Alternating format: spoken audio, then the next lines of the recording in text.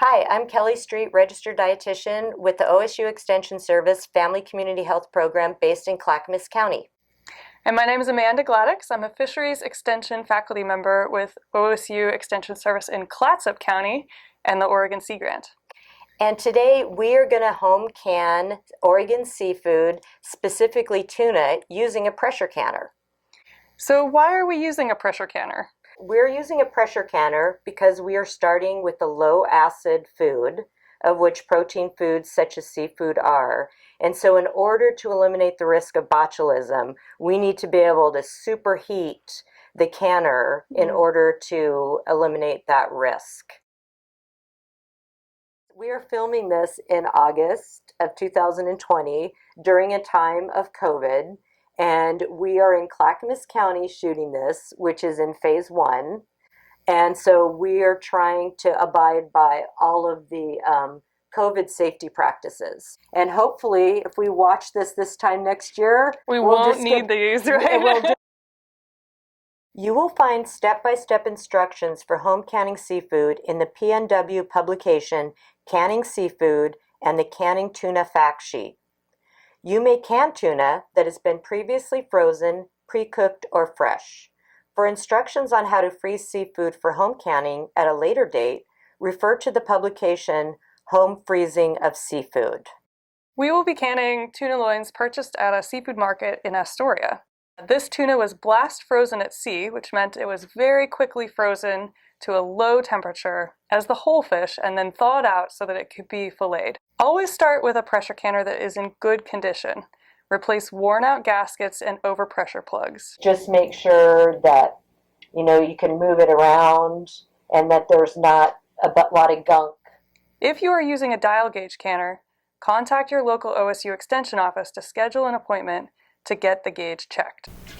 Fill the bottom of the canner with 4 to 5 inches of water. Add 4 tablespoons of white vinegar and set aside. Be sure to wash your hands with soap and water for at least 20 seconds and sanitize your work surfaces.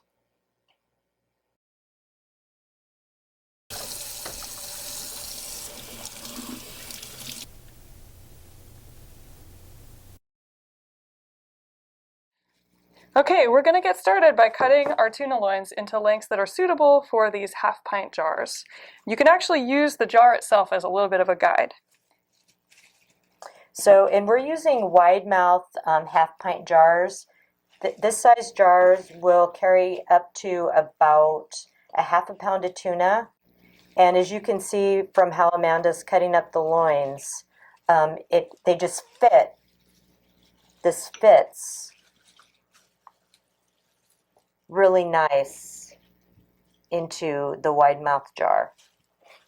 You want to make sure that you've got an inch of headspace between the top of the jar and where the tuna meets the jar. So in this case, we're going to pack that jar so that the tuna comes up to this point right here on the jar. If we overfill the jar or underfill the jar, we run the risk of not getting a good strong seal on the jar, and that can lead to spoilage. We're going to get ready now to be able to attach our rings and our lids to our jars of tuna. And so in order to do that, we want to make sure that we wipe off the lids in the ring and clear off any little pieces of tuna that might be adhering to the sides to help ensure that we get a good solid seal. So Amanda is soaking down a paper towel for me, and we're just going to run the paper towel quickly around our rims. And I'm of the mindset that I prefer to mark my lids before I do my canning. Couple of reasons for that. I just know myself well enough to know that I'm more likely to do it at the beginning so that I don't have mystery food in the pantry several months down the road.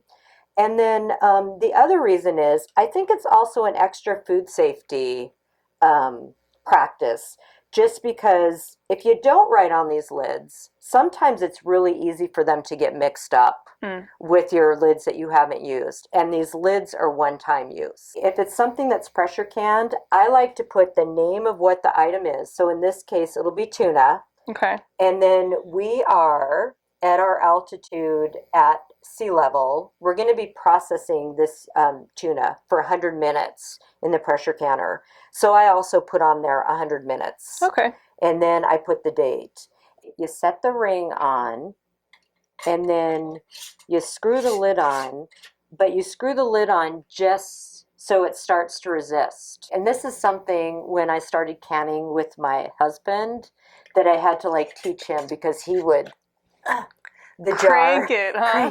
crank the jar, and then I would have to go and untwist the jar a little bit before we put it into the canner. You want a little air to be able to escape while it's processing, and that's going to help create the environment that you need to get a proper seal Okay. as it's going through the processing. Important thing to remember about loading the canner is after you put your water and your 4 tablespoons of vinegar in here, you want to make sure that you put a rack at the bottom. We want to make sure that the air is able to circulate all around all the jars. So as we're loading that up, we want to make sure there's some space underneath. The other thing you might notice too is see how we staggered them, the jars in there, so that way it maximizes the airflow. So now we need to do another layer. So your canner, if you're purchasing a new canner, always comes with one rack. So if you're stacking, you're going to need to purchase more racks.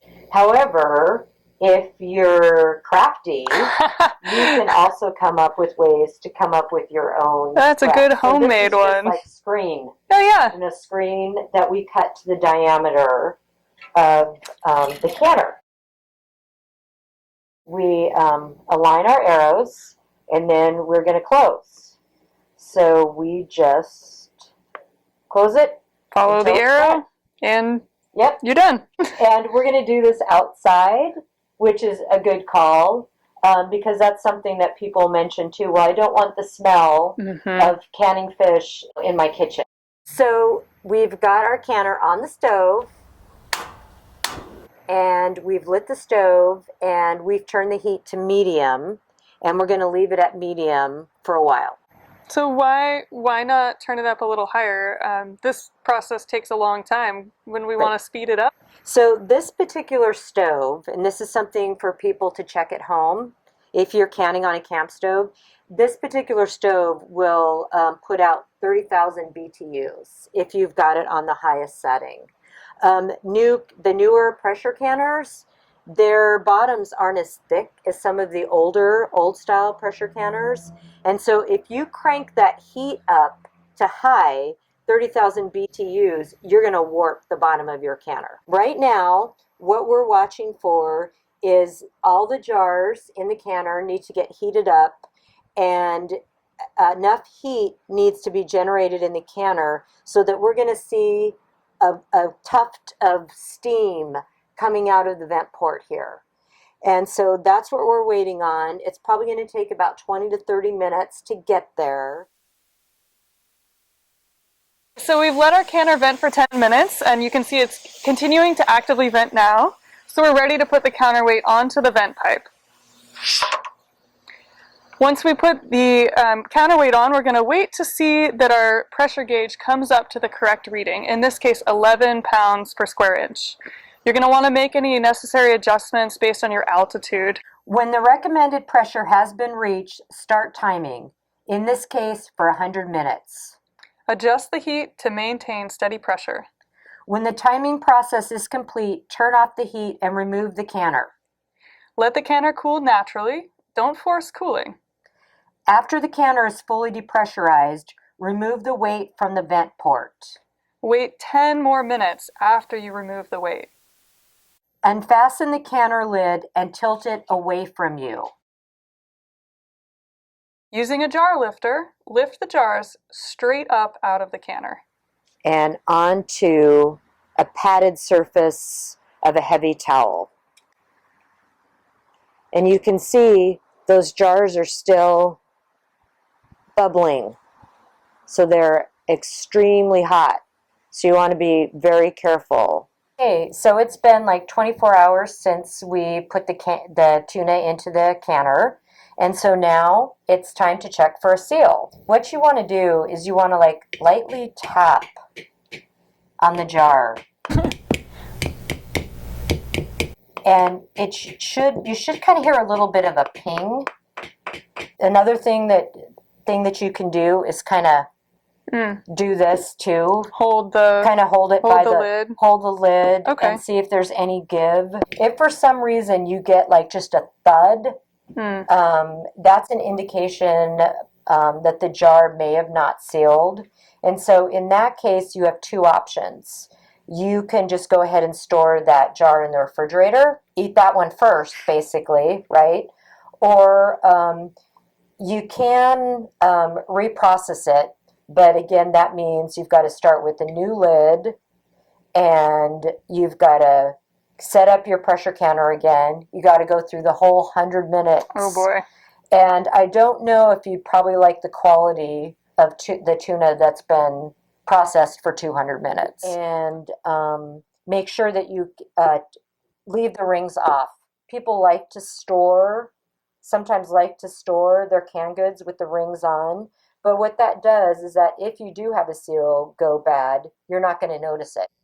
Thank you so much for joining us for this demonstration video today. And Amanda, it was great having you come all the way from Astoria. It was really fun to be to here. Oregon City with the star of the show, the tuna. Well, it was my pleasure to come. Thank you for all of your expertise and showing me how to can. And we hope that by watching this video, you might find it inspirational and go home and try to can your own tuna someday. Be sure to check out the website eatoregonseafood.org, where you can find lots of information about Oregon seafood products, recipes, and other resources.